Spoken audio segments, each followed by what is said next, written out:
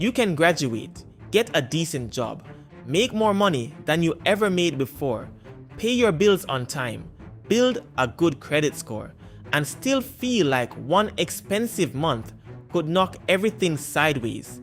That is what makes money confusing. You can be doing almost everything adulthood told you was responsible, and still wonder why financial freedom never seems to get closer. Because earning money is only one part of the game.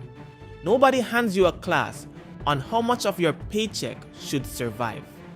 Nobody teaches you why a payment you can technically make can still be too expensive. Nobody explains why getting a raise can make you look wealthier while leaving you just as financially trapped. And almost nobody explains the point where your money needs to stop only paying for your life and start helping build one. There are 7 rules behind that, and the first one changes how you should look at every paycheck you earn. Rule 1. Your income doesn't matter until you control its direction. Most people assume their biggest financial problem is that they do not make enough, so the solution seems obvious. Get another certification, take overtime, find a better job, start a side hustle, wait for the promotion, and making more money absolutely can help. But something strange happens to a lot of people after their income goes up. Their financial life barely feels different. A person earning $45,000 might believe $60,000 will finally make them comfortable. Then they reach $60,000. The apartment gets a little nicer. The car payment gets a little bigger. Takeout becomes easier to justify. A few subscriptions appear. Insurance costs more. The weekends get more expensive. And before long, that bigger paycheck has almost as many jobs as the old one did. This is why income alone tells you very little about whether someone is actually getting ahead. What matters is where the income goes after it arrives. Imagine 2 people earning the exact same salary. One has most of every paycheck committed to rent, debt, a car, subscriptions, and lifestyle costs. The other keeps their fixed expenses lower and automatically moves part of every paycheck into savings and investments. Same income, completely different direction, and over enough time, completely different financial lives. That is the first rule. Money does not change your life simply because it comes in. It changes your life when you control where it goes. Your paycheck is not progress by itself. It is raw material. The question is what survives after everyone else takes their piece. Because school may teach you how to earn a paycheck. Life teaches you that the paycheck only matters if some of it stays yours. And that leads to the second rule. Because knowing money should stay is very different from actually making it stay. Rule 2. Pay yourself before the month spends everything. Most people save backward. Payday comes, rent gets paid, then the electric bill, then the phone, then the credit card, then groceries, gas, subscriptions, a birthday you forgot was coming, something breaks. You go out once or twice, and near the end of the month, you open your banking app and think, what happened? Then you tell yourself you will save whatever is left. But somehow, there is almost never much left. That is not necessarily because you are irresponsible. It is because you gave everything else first access to the money. Saving was placed at the back of the line, and the back of the line gets whatever survives. The better system is simple. Give future you a claim on the paycheck before the month starts negotiating with it. That does not mean you need to move some huge amount. For someone just starting, it could be $25, then $50, then $100. The first victory is not becoming rich. The first victory is proving that money can enter your life and not immediately disappear. Automation helps because it removes a decision you otherwise have to keep making. Paycheck comes in. A small amount moves automatically. Then life operates on what remains. You are changing the order, and order matters more than people realize. Because when saving depends on motivation, there will always be a month with a good excuse not to do it. But when saving becomes part of the system, you stop asking every month whether future you deserves anything. The first bill you pay should help prevent future you from having to start over. But there is an important distinction here. Not every dollar you keep should immediately be invested. Some money has a different job. Rule 3. Cash is not wasted money when it buys you time. Once people start learning about investing, cash can begin to look lazy. Money sitting in a savings account is not producing exciting returns. It is not compounding like an investment portfolio. It is not buying shares. It just sits there. So someone becomes eager to make every dollar work. Then the transmission goes. The dentist finds something expensive. Work hours get cut. A family emergency happens. And suddenly, the investment account that was supposed to be for 10 years from now becomes this month's emergency plan. That is why an emergency fund is not failed investing. It is financial shock absorption. If you have no cash buffer, every unexpected expense becomes urgent. You do not get to calmly ask what the smartest option is. You ask, what can I put this on? What can I sell? Who can I borrow from? Which bill can wait? Cash gives you time. Time to compare prices. Time to fix the problem without immediately using high interest debt. Time to survive a job disruption without accepting the first bad option available. Time to leave investments alone when markets happen to be down. It turns some emergencies from financial disasters into annoying problems. And that difference is bigger than it sounds. Because wealth building does not only depend on how fast your money grows, it also depends on how difficult you are to knock backward. An emergency fund may not make you rich quickly, but it can stop one bad week from undoing 6 good months.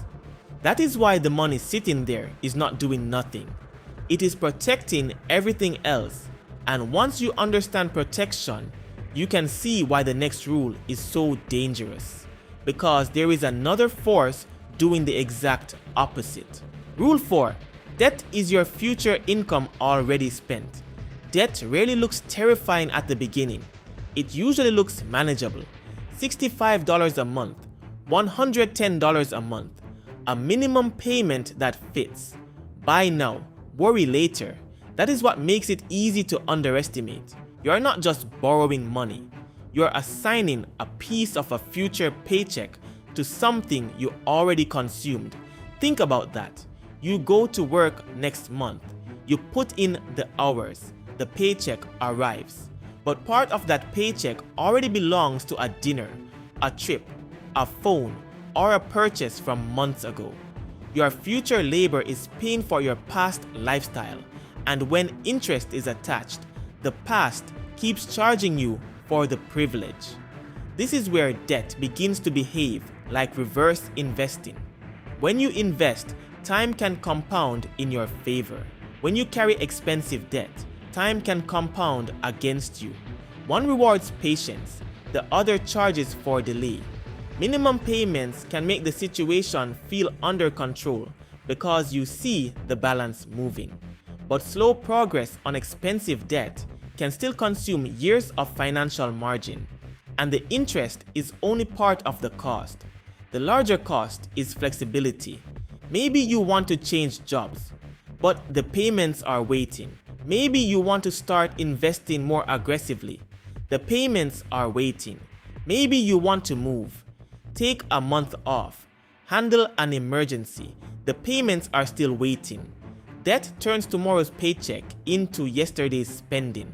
So before taking on a new payment, ask a question people rarely ask.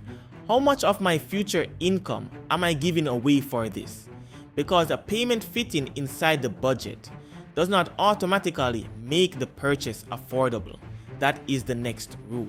Rule 5. A payment you can make isn't automatically something you can afford. This is one of the easiest financial traps to miss because almost everything expensive is sold to you by the month, not "this car costs $42,000. Instead, can you handle $689 a month? Not "this phone upgrade will cost more than $1,000. Instead, it is only another $38 a month." Furniture, electronics, cars, subscriptions, homes. The language changes the way your brain sees the decision. A large total becomes a smaller monthly number, and once the monthly number fits, the purchase starts feeling affordable. But affordability is not just whether the payment clears your account. It is what your life looks like after the payment clears. Suppose someone can technically make an $800 car payment, but because of that payment, they cannot build an emergency fund, invest consistently, or absorb a major repair without a credit card. Can they make the payment? Yes. Can they truly afford the car? That answer is much less obvious. This is where fixed costs become dangerous. A restaurant meal happens once. A car payment follows you every month. A bigger apartment follows you every month.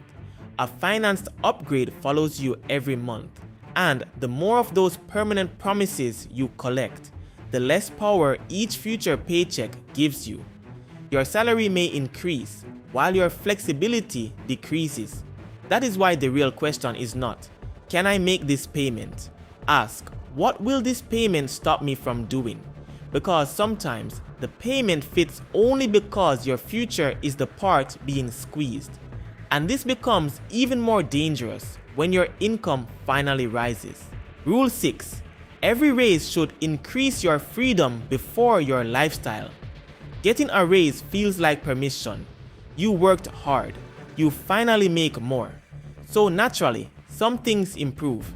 There is nothing wrong with that.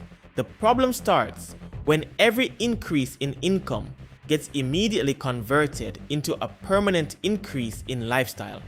The $10,000 raise comes.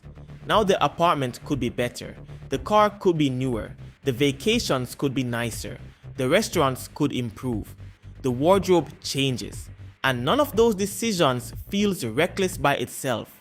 Most of them feel deserved. That is why lifestyle inflation is so effective. It rarely feels like losing money. It feels like progress. But imagine someone receives an extra $600 a month after taxes and immediately adds $550 in new permanent expenses.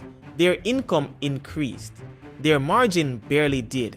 Compare that with someone who improves their lifestyle by $200 and lets the remaining $400 increase savings, investing, and flexibility. Both people got the same raise. One became more expensive. The other became harder to financially break. That is a major distinction. Higher income should not only buy better things, it should buy more control, more breathing room, a stronger emergency fund, faster debt payoff, more investments, the ability to say no to a bad job, the ability to survive something unexpected without panic, the ability to make decisions because they are right for you instead of because next month's bills are forcing your hand.